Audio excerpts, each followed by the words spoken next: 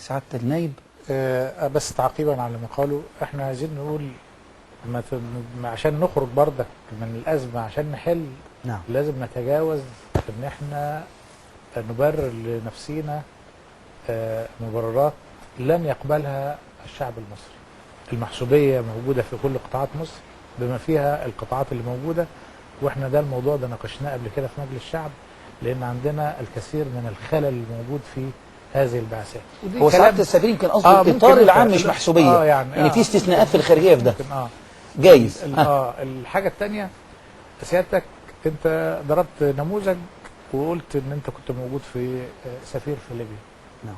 اكثر الاحصائيات بقى اللي موجودة عندنا في مجلس الشعب، اكثر المواطنين المصريين تعرضا للإهانة واهدار للكرامة في ليبيا. ايه السبب؟ حضرتك هقول لك انا اسباب، ها هخشها بقى، هقول بقى سعادة السفير. ايوه وقول لي انا كمان. منظمة العمل العربية اوصت بقرار وضمن توصيات لمنظمات دولية بإلغاء نظام الكفيل، لأنه نظام غير إنساني وغير دولي. هل أنتم كسفارة ما تقولش إحنا بنقول كلامك مظبوط إن أنت ضمن منظومة، لكن هل أنتم فعلتم هذه القرارات لإلغاء نظام الكفيل اللي هو أحد الأسباب الرئيسية في إهدار كرامة المصري؟ حلو جدا الجملة دي، هاخد مداخلة وارجع لك. السلام عليكم يا أستاذ محمود. ألو ألو، معانا اتصال؟ طيب أم أدهم، سلام عليكم. اهلا عليك السلام ورحمه الله. السلام عليكم ضيوف الكرام. أهلا بيك وعليكم السلام. اتفضلي يا فندم. لو سمحت، انا ليا ابني في السعوديه. أيوه.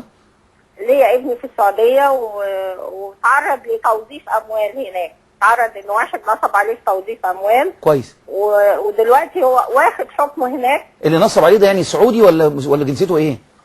لا، هو مقيم في السعوديه، فلسطيني مقيم. فلسطيني مقيم في السعوديه. مع اقامه يعني. نعم نعم.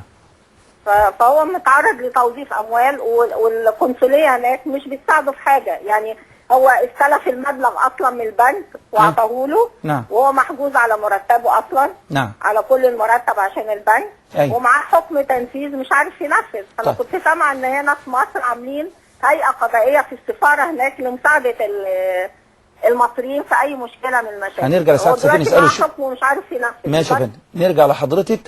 وصل سؤالك، اتفضل عشان نخش على الاستاذ. فانا عندي كذا اشكاليه من الاشكاليات التي لم تقم بها يبقى نظام الكفيل مش قادرين نلغيه. مش قادرين. نمره 2، طريقه الاتصال السفاره بالجاليه المصريه في اماكنها طريقه عقيمه جدا، عامله استماره مجانيه، كل مصري يجي يملى الاستماره في القنصليه. كويس. المصري عمره ما هيلجا الا ما يكون له حاجه. كويس. اذا راح وثق شهاده ولا حاجه زي كده. نعم. فبالتالي إلى الآن في مصر أكبر جريمة مش موجود عدد إحصائية دقيقة بعدد المصريين الموجودين في الخارج. حد يقول لي رقم؟ ما يقدرش. ممكن تقول 7 مليون، ممكن تقول 6 مليون، ممكن تقول 5 اللي هو المشاع. نعم. في ناس وزارة الخارجية بتقول لنا 2 مليون. بناء على إيه؟ على الإحصاءات الرسمية اللي بيروحوا فيها المصريين يسجلوا بعض المعاملات. يعني انت شايف ان جزء من اهانه المصريين موجود في نظام الكفيل؟ ما انت عندك اولاد ومش عارف عددهم، مش عارف هم فين. نعم. هتدور على الرعايه تبقى ازاي؟ رعايه ايه؟ شكرا جزيلا استاذ محمد. كمان. نعم. في الحقيقه جانب يعني انا شايف ان هو خطير، هو بيترتب على اللي احنا بنقوله دوت، اللي هو الجانب الخاص بالانتماء، انتماء المصري نفسه لمصر، انتماء المصريين لمصر. المساله ديت مساله، دي الجمله اللي انت بتقولها حلوه قوي، ده احنا بنشوفهم طشت الكوره كميه انتماء. لا غير صحيح، غير صحيح. ازاي؟ احنا بنتكلم على انتماء هوس اعلامي، هوس كروي، لكن ده مش انتماء. انتماء ايه ده؟ مش انتماء. حتى مجلس الوزراء نفسه في دراسه انا شاركت فيها في مركز الدراسات المستقبليه لمجلس الوزراء، كانت بتتحدث بوضوح على خلل فظيع جدا في انتماء المصريين. يعني مساله ان المصريين يروحوا يشتغلوا في اسرائيل، ده بتسميه ايه؟ ده بتسميه ايه؟ كارثه. كارثه طبعا. وبعدين ده عدم انتماء. هم نفسهم لما تيجي تسالهم الناس اللي بتسافروا دول بيقول لك والله الحكومه وفرت لي وظيفه. الشباب اللي بيسافروا ايطاليا وبيموتوا ويرجع ميت، يعني يرجع شايلينه كده ويقول هرجع اسافر تاني، يغرق في البحر ويرجع. ليه؟ لانه ما عندوش خلاص، يقول لك انا لا لاقي اتجوز ولا لا اشتغل ولا اي حاجه، ما عندوش اي انتماء للبلد بالمره. فنرجع تاني للحته اللي احنا قلناها انه في خلل في المنظومه كلها، زي برضو ما سعاده سفير اشار برضو في خلل في المنظومه كلها، في خلل في الدور المصري، في خلل في الدوله المصريه نفسه. لازم نعالج هذا الامر من فوق لتحت. ما ينفعش ان احنا نتكلم عن ظاهره واحده لوحدها. يعني لما اجي اقول المصريين بيعاملوا بشكل سيء، ده لانه في تراكمات على مدار السنين. استاذ محمد، طب يعني انت بتتكلم في الجرائم اللي قلتها، حادثه كترمايا، بصرف النظر كون المصري اخطا او ما اخطاش، القضاء يحدد ده، والنيابه لسه شغاله في التحقيقات والكلام ده كله.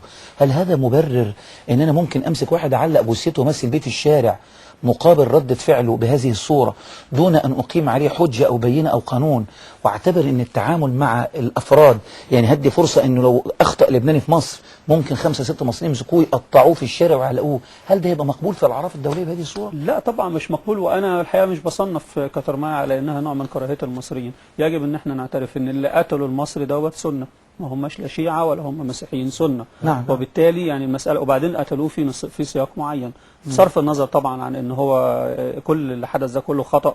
لكن في نهاية الامر الناس ده حتى في علم الاجتماع بيسمى هستيريا جماعية. الناس دول قالوا ان ده القاتل سواء كان هو حقيقي او مش حقيقي، لكن حدث نوع من الهستيريا الجماعية. قتلوه، كان ممكن يكون عراقي، كان ممكن يكون فلسطيني. انا لا اظن ان هو يعني وجه ليه اللي هنا على ان هو مصري، لكن ربما يكون في خلفيات في اللي احنا بنتكلم عليها. اذا اتعرف ان ده مصري بالذات يزيدوا ضرب على اساس ان هو اصلا يعني بدل ما بنيتين خليهم 10. يعني طيب معانا هاني، السلام عليكم، هرجع لحضرتك. السلام عليكم. عليكم السلام ورحمة الله وبركاته. استاذ هاني اتفضل. ازي حضرتك يا فندم؟ ربنا يخليك. الله يكرمك. في موقف بالنسبة لإهانة المصريين في الخارج. اتفضل بسرعة، وطي التلفزيون وسامعك. حضرتك ان شاء الله رب العالمين في موقف بالنسبة لإهانة المصريين في الخارج. كان ليا مهندس زميلي في السعودية، فبقول من ضمن المواقف يعني كانت الشرطة مسكت مصريين، كان باين كسر إشارة أو حاجة كده. ايوه. فالراجل بيقول له انا ما كسرتش الاشاره، اللي هو المصري بيقول الموقف ده حصل قدامي بالظبط يعني. فبقول له انا كسرتش الاشاره وكده. قال له ما تشوحليش بيدك، انت لو في مصر كنت اخدت بالجزمه وما قدرتش تتكلم. يعني شوف اهانتنا وصلت بره ان احنا يعني الناس بتنظر لنا ازاي، بناخد بالجزمه من الشرطه، من العسكري، من غيره ومن غيره. شكرا جزيلا على مداخلتك. محمد السلام عليكم. السلام عليكم ورحمة الله. اتفضل يا محمد. لو سمحت يا استاذنا، انا عندي مشكله بقالها 6 سنين في ايطاليا. في ايطاليا؟ في ايطاليا. طب ممكن تختصرها في دقيقة؟ هختصرها في دقيقه. انا صد. ليا اخ مفقود في ايطاليا بقاله 6 سنين.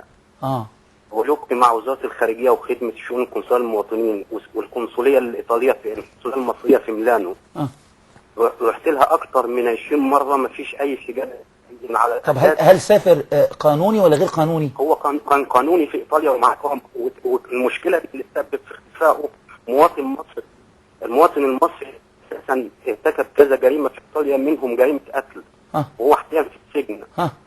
فالقنصليه رحت لها كذا مره، والموظفين هناك من اعلى الناس. طب لا، هو اختفائه بسبب ان مواطن تاني عامل جرائم، ايه دخل ده بده يعني؟ المواطن ده هو اللي خده واختفى بعدها، بعد ما خده ما ظهرش بعدها. ومفيش اي نتائج من الاتصال بالسفارات والقنصليات؟ ما عملوش اي حاجه نهائيا. نعم. نهائيا ما تحركوش، رغم ان الشخص اللي هو السبب في اختفائه ده قتل واحد هو حاليا في السجن في ايطاليا. ورحت السفاره مره مش قادره تتعامل ولا تروح تستجوب ولا تقول له اي حاجه خالص. نعم. احنا عايزين نعرف هو عايش ولا ميت، هو فين، بقاله 6 سنين. يا خبر ابيض. شكرا جزيلا. اخر اتصال. السلام عليكم. دكتوره سهيله. ايوه يا فندم. اتفضلي يا فندم. شكرا.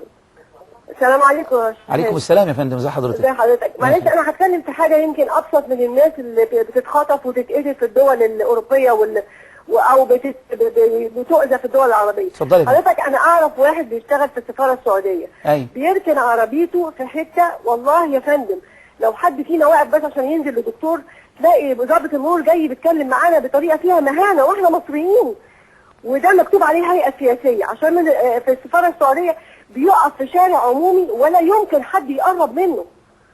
مين اللي بيهمنا؟ احنا اللي بنهين انفسنا. نعم. احنا اللي بنسخر من نفسنا، واحنا كمصريين معه يعني تلاقي ضابط مع الهيئه السياسيه الراجل العربي يقول له يا باشا ويا فندم وحضرتك وسيادتك، يجي معانا احنا ومصريين، ويبقى شايف مثلا الواحد تعبان ونازل من العربيه رايح لدكتور او يوصل والده او غيره، تلاقيه يكلمك بمنتهى المهانه.